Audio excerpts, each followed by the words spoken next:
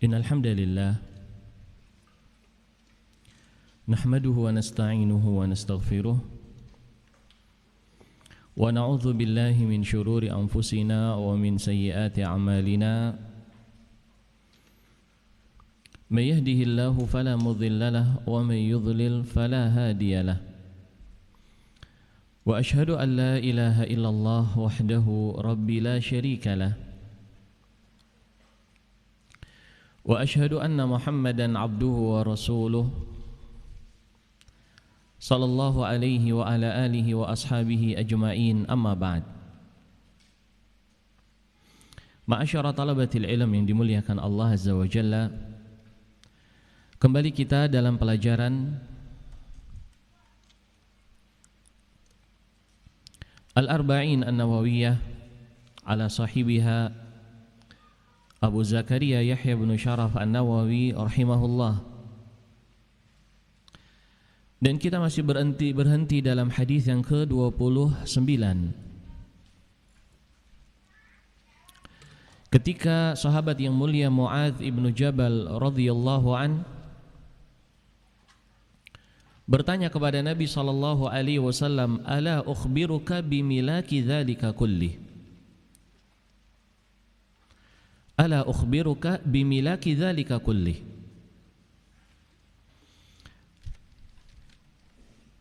Kata Nabi sallallahu alaihi wasallam kepada Mu'adz bin Jabal, "Maukah aku tunjukkan padamu wahai Mu'adz dengan milak?" Al-milak maknanya adalah inti dari itu semuanya.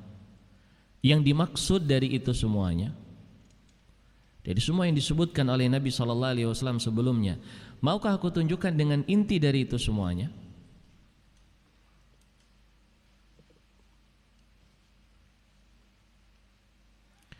Kata Rasulullah sallallahu alaihi wasallam kepada Mu'adz demikian.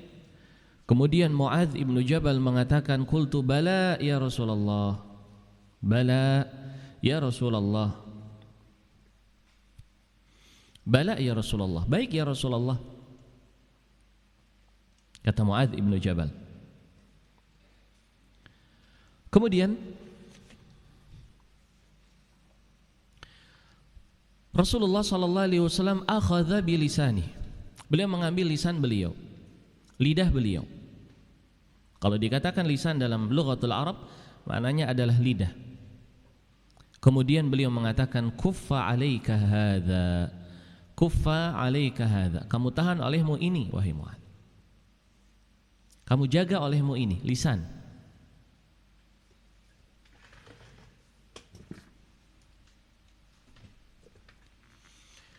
Ketika Nabi sallallahu alaihi wasallam mengatakan demikian kepada Mu'adz,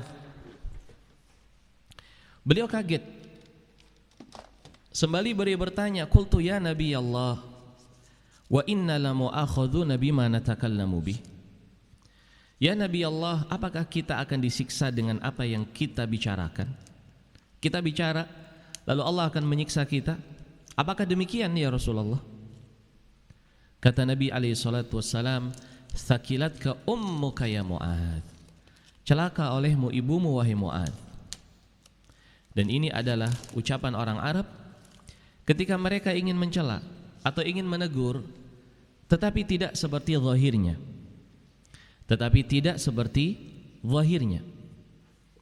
Artinya Nabi SAW bukan maksudnya adalah ingin mencela ibunda dari Mu'adz ibnu Jabal, tapi beliau ingin menegur Mu'adz.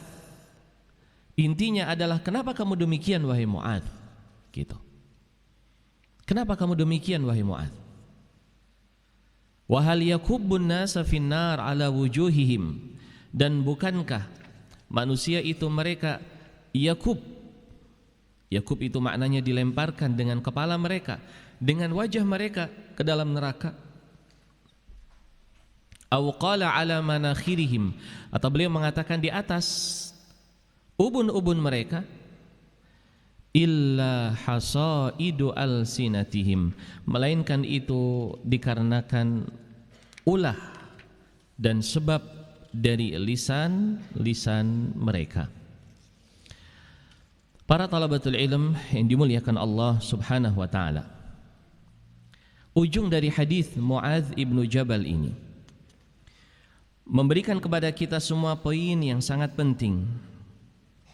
Poin yang sangat penting itu adalah upaya seorang hamba untuk menjaga lisannya. Nah, kenapa? Karena seorang itu dia akan menggapai keridhaan Allah Azza wa Jalla dengan lisannya. Dan sebaliknya dia akan jatuh dalam kemurkaan Allah juga dengan lisannya. Oleh karena itu di dalam riwayat yang lain Rasulullah sallallahu alaihi wa ala alihi wasallam pernah menjamin para sahabat, "Man yadhman li ma baina lihyaihi wa ma baina fakhidhaihi admanahul jannah." Siapa yang dia bisa menjamin untukku apa yang ada di antara dua jenggotnya, kumis dan jenggot, lisan maksudnya. Dan siapa yang bisa menjaga untukku apa yang ada di antara kedua pahanya, kemaluannya, maka aku akan jamin untuknya surga. Kan ini penentu.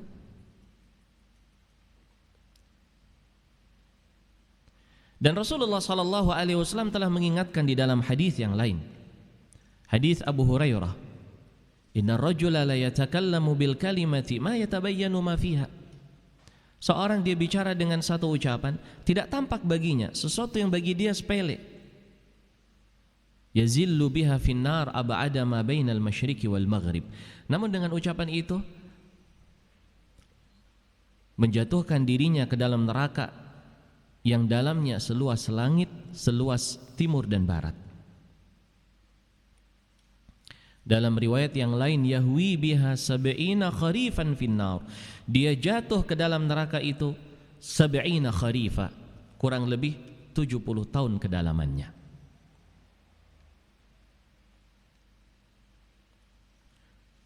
Maka hati-hati di dalam seorang berbicara. Kalau tidak bisa berbicara dengan baik, maka diam. Hadis Abu Hurairah diriwayatkan Bukhari Muslim. Rasulullah sallallahu alaihi wasallam mengatakan, "Man kana yu'minu billahi wal yaumil akhir falyakul khairan aw liyasmut." Siapa yang dia itu beriman dengan Allah dan hari akhir, maka hendaknya dia berkata yang baik atau dia itu diam. Berkata baik atau dia itu diam. Karena kalau dia tidak bisa mengatakan yang baik, lalu dia berbicara dengan kebatilan, itu semua akan menjadi pembeban amalan-amalan kejelekannya, tercatat oleh malaikat. Ma yalfidhu min qaulin illa ladaihi raqibun atid. Tidaklah terlafazkan dari ucapan kecuali di balik itu semuanya ada malaikat raqib dan atid yang mencatat amalannya.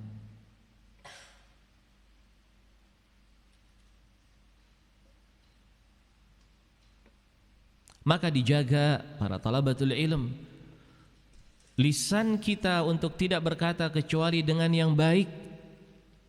La khaira fi katsirin min najwahum illa man amara bi shadaqatin aw ma'rufin aw islahin bainan nas. Tidak ada kebaikan dari kebanyakan pembicaraan kalian, kata Allah. Dari pembicaraan manusia, kecuali yang memerintahkan dengan kebaikan, memerintahkan dengan sedekah atau memerintahkan dengan kebaikan, atau dia mendamaikan di antara manusia. Berpikir sebelum kita bicara, apakah yang akan kita katakan sesuatu yang bermanfaat atau tidak. Kalau tidak, khalas, sakta, diam.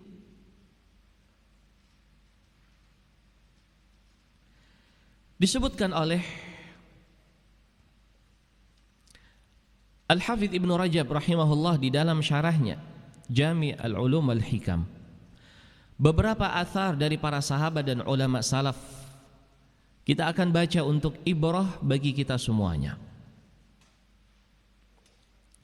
Beliau menyebutkan riwayat Al-Imam Malik dari Zaid ibnu Aslam dari ayahnya, bahwasanya Umar ibn Khattab radhiyallahu an pernah masuk ke rumahnya Abu Bakar As-Siddiq radhiyallahu an dalam keadaan Abu Bakar sedang menarik lisannya. Menarik lisannya. Kata Umar melihat kejadian itu, "Mah, Ghafarallahu lak. Tahan, semoga Allah mengampuni engkau wahai Abu Bakar. Melihat Abu Bakar menarik lisannya, kata Abu Bakar, hadza awradanil mawarid. Inilah yang membuat aku jatuh ke dalam kekeliruan. Hadza alladzi awradanil mawarid. Ini yang membuat aku jatuh dalam kekeliruan dan kekeliruan. Khawatir mereka para sahabat.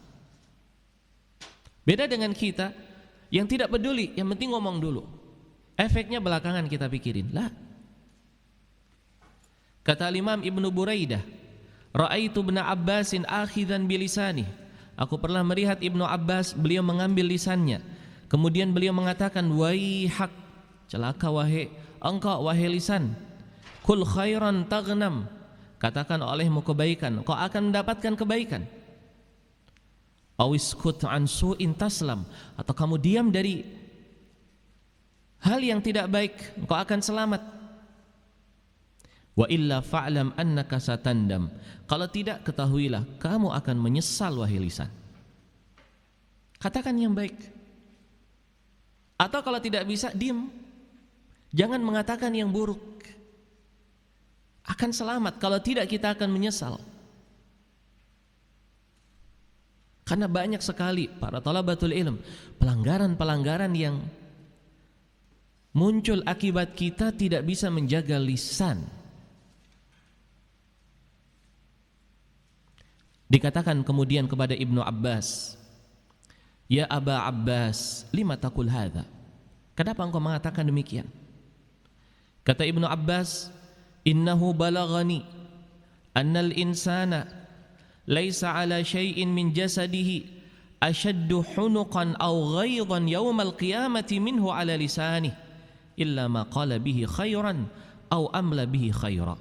Kata Ibnu Abbas, telah sampai kepada aku berita bahwasanya manusia di dalam tubuhnya itu tidak ada yang lebih dia benci dan dia lebih marah di hari kiamat daripada lisannya, kecuali kalau lisan itu mengatakan kebaikan ataukah menyebutkan kebaikan. Nah, tangan kita, kaki kita, perut kita, mata kita, telinga kita, kepala kita semuanya akan marah kepada lisan kita tatkala kita membicarakan sesuatu yang dimurkai oleh Allah Subhanahu wa taala. Kemudian beliau menyebutkan athar dari Ibnu Mas'ud radhiyallahu an. Beliau bersumpah dengan nama Allah Azza wa Jalla, la walladzi la ilaha illa huwa ma 'alal ardi syai'un ahwaju min tuli sijnin min lisan. Tidak ada di atas muka bumi ini sesuatu yang lebih berhak untuk dipenjara dengan waktu yang lama daripada lisan. Tidak mengapa seorang menganggap kita orang yang tidak banyak bicara, kuper, kurang pergaulan, kurang bisa berteman, karena kita menahan lisan kita. Apa yang harus kita banggakan ketika kita membicarakan tentang orang lain? Rasulullah SAW selalu mengingatkan kita dalam hal ini. Al-Hasan Al-Basri rahimahullah berkata, al-lisanu amirul badan. Lisan adalah amirnya badan, pemimpinnya anggota tubuh kita. Fa idza jana 'alal a'dha'i syai'an janat. Seandainya lisan itu melakukan sesuatu yang keliru kepada anggota badan, maka anggota badan itu juga akan melakukan kekeliruan. Wa idza 'affa 'affat. Dan seandainya anggota lisan itu menjaga, maka anggota badan itu akan menjaga. Intinya adalah lisan kita. Maka hati-hati para thalabatul ilm ketika kita itu punya lisan yang sulit dikontrol. Hampir segala hal ingin kita komentari, ingin kita bicarakan, ingin termasuk kita orang yang punya komentar dalam hal itu.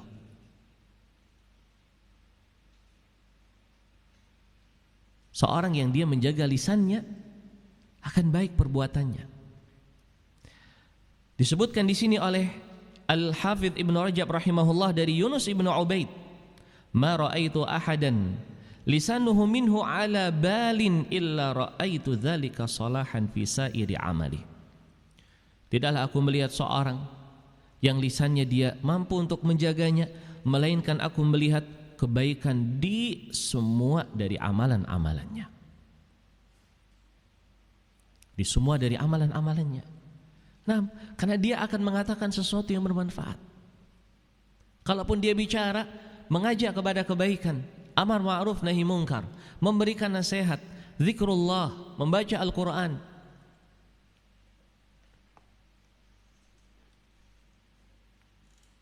Kalau tidak, maka dia diam.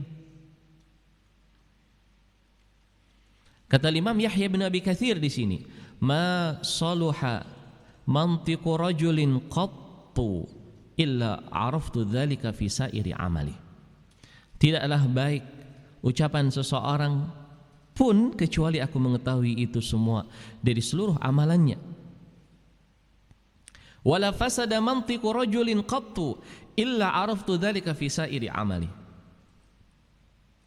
Dan tidaklah aku melihat lisan seseorang itu rusak, melainkan aku melihat itu semuanya rusak di dalam amalan-amalannya. Menjadi indikator kebaikan amalan seseorang, lisan. Oleh karena itu ketika Allah Azza wa Jalla menyebutkan rangkaian dosa-dosa, Qul innama harrama rabbiyal fawahisha ma dhahara minha wa ma batan wal ithma wal baghy bighairil haqq wa an tusyriku billahi ma lam yunazzil bihi sultana wa an taqulu 'ala Allahi ma la ta'lamun. Tingkatan dosa yang paling tinggi, katakan wahai Muhammad, sesungguhnya aku mengharamkan kepada kalian fawahish, fahishah yang tampak atau yang tidak tampak. Kemudian al-itsm, perbuatan dosa. Lalu al-baghi, melampaui batas tidak dengan hak. Kemudian seorang melakukan perbuatan syirik, apa yang tidak Allah turunkan darinya.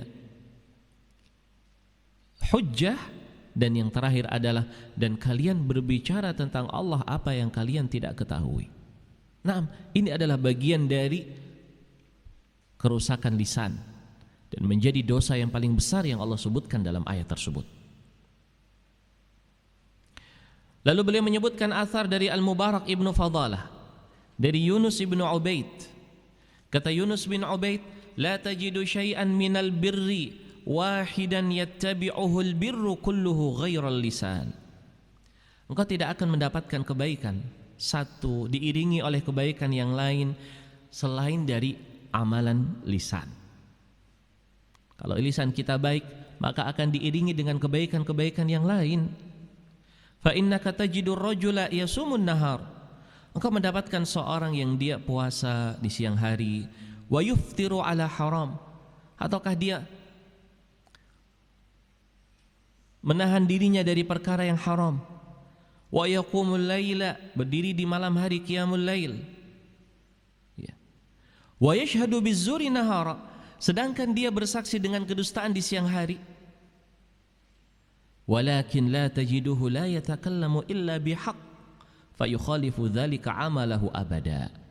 Tetapi engkau tidak dapatkan dia tidak berbicara kecuali dengan kebenaran, maka sungguh itu akan tampak perbedaan di dalam amalannya selama-lamanya. Artinya apa? Seorang mungkin ketika dia berbicara dengan ucapan-ucapan kemaksiatan, dengan kemurkaan Allah Azza wa Jalla, itu akan menyeret dirinya untuk melakukan perbuatan-perbuatan pelanggaran yang lain. Walaupun dia itu berpuasa di siang hari, ataukah dia rajin dalam qiyamul lail, tetapi akan menjerumuskan dirinya di dalam hal-hal yang lain. Akibat dia tidak bisa menjaga lisannya, maka lisan ini menjadi pintu gerbang dari semua kejelekan. Oleh karena itu wajar ketika Rasulullah SAW menjamin dengan sorga orang yang dia mampu menjaga apa yang ada di antara dua lihyahnya, menjaga lisannya. Amsik alaika hadza, kuffa alaika hadza, tahan olehmu ini wahai Mu'adz. Ini arahan dari baginda Rasul sallallahu alaihi wa ala alihi wasallam. Yang ini dituntut bagi kita semuanya untuk menjaga lisan kita agar selalu berada di atas kebaikan, terkhusus para penuntut ilmu. Waktu yang kalian miliki sangat terbatas. Sedangkan apa yang telah Allah Azza wa Jalla amanahkan di atas pundak kita untuk mempelajari ilmu agama Islam begitu luas. Sangat merugi kalau kita gunakan waktu yang kita miliki dengan sesuatu obrolan yang sia-sia, dengan pembicaraan-pembicaraan yang tidak ada faidahnya. Rugi kita semuanya. Maka ketika seorang dia menjaga hal yang seperti itu, Allah akan berikan taufik untuk yang lainnya.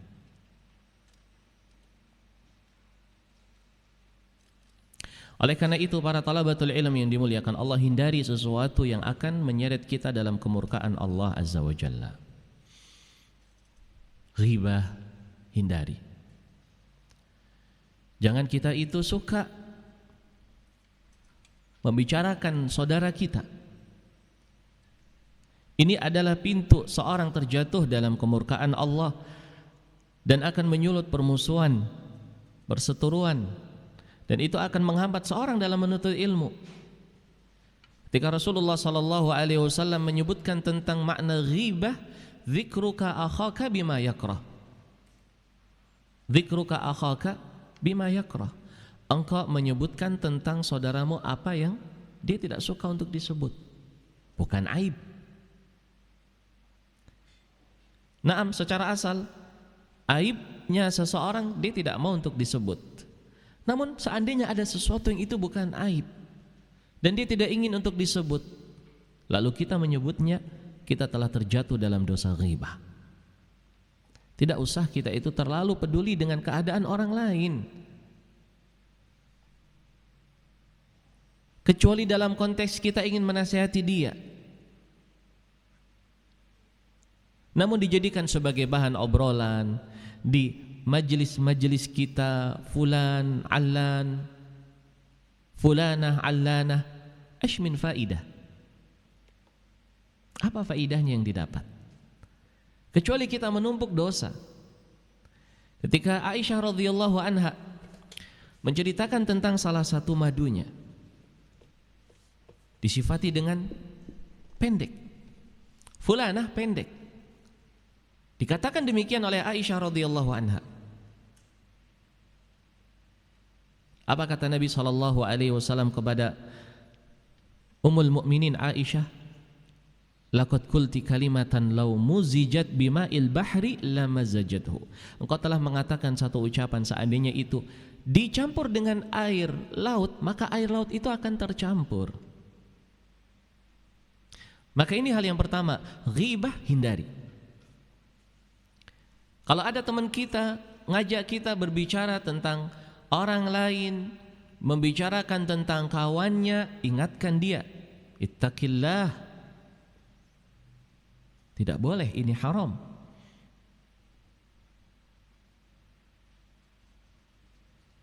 Dibawa kepada pembicaraan yang lain, yang itu tidak menyulut kemurkaan Allah Subhanahu.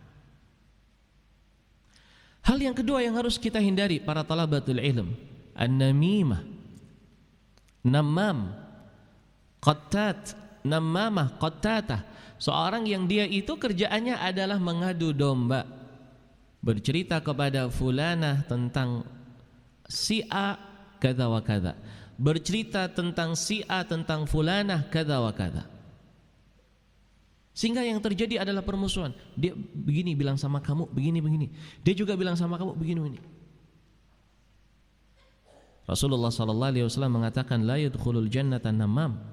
Tidak akan masuk surga seorang yang kerjaannya suka mengadu domba. Dan mengadu domba itu alat utamanya adalah dengan menggunakan lisan. Jangan. Kita ingin menjadi penolong syaitan, sehingga kita menukil berita mungkin benar adanya, tetapi itu akan menyulut permusuhan. Sehingga fulan dan allan, si A dan si B berseteru gara-gara informasi yang kita beritahukan antara mereka.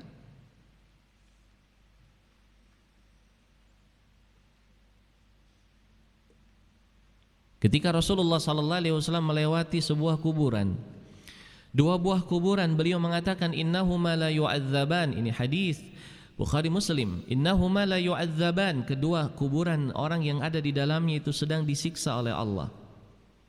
Amma ahaduhuma fakana yamshi bin namimah.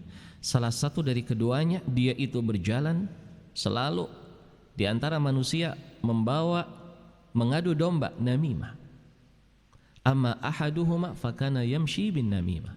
Adapun salah satu dari keduanya, mereka itu berjalan selalu mengadu domba, disiksa di alam kubur sebelum nanti di yaumul qiyamah. Hal yang ketiga yang perlu untuk dihindari, yang itu menjadi efek dari seorang yang tidak menjaga lisannya, al-kadzib, dusta. Al-khabaru bi khilafil waqi', seorang memberitahu sesuatu tidak sesuai dengan kenyataannya. Ini juga menjadi salah satu sebab yang menjerumuskan seorang ke dalam neraka Allah Azza wa Jalla. Suka berbohong, tidak ada keberanian untuk mengatakan na'am saya salah. Lebih suka kita ingin menutupi kekotoran jiwa kita dengan baju palsu, sehingga kita berdusta. Kata Nabi SAW di dalam hadis riwayat Bukhari Muslim, innal kadhiba yahdi ilal fujur wa innal fujura yahdi ilan nar. Kedustaan itu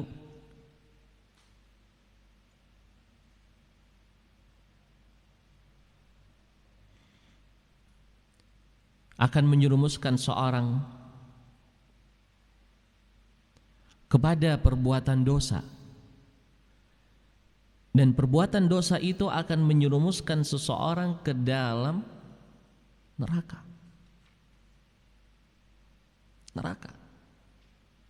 Kita berdusta akan menjerumuskan kita ke dalam dosa, dan dosa itu akan menjerumuskan kita ke dalam neraka.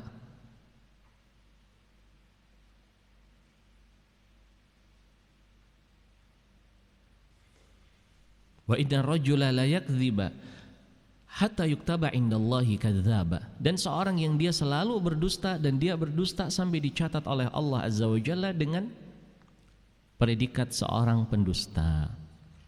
Tapi para talabatul ilm yang dimuliakan Allah, setelah kita membaca hadis ini, insyaallah kita lebih menjaga lisan kita. Biarlah kita tidak memancing sesuatu yang membuat kita tertawa ataukah teman kita tertawa, biarlah, tak jadi masalah. Gunakan waktu kalian untuk belajar, murajaah, membaca Al-Quran, berzikir. Tidak usah kita terlalu sibuk memikirkan orang lain, bagaimana dia, ataukah bagaimana kita untuk bisa memunculkan lawakan-lawakan. Walaupun kemudian kita harus berdusta, yang penting bisa tertawa, mafish faidah. Kita adalah para penuntut ilmu yang memiliki tanggung jawab di hadapan Allah Azza wa Jalla, kemudian di hadapan orang tua kita, dan di hadapan kaum muslimin dan muslimat secara umum, untuk mempelajari agama Allah. Kemudian kita nantinya akan mengajak mereka kepada kebaikan. Lalu kita buang waktu kita yang bermanfaat dan mulia ini untuk sesuatu yang tidak ada faedahnya? Lah, kita akan dianggap sebagai seorang yang rugi. Namun insya Allah kalian dan kita semuanya bisa menggunakan waktu yang kita miliki secara maksimal. Amin ya rabbal alamin. Nah, sisa pembahasan atau hadis yang setelahnya insyaallah akan kita sambung fil majlis al-qadim insyaallah taala. Sampai sini dulu terkait dengan pelajaran Al-Arba'in An-Nawawiyah. Wallahu a'lamu bissawab.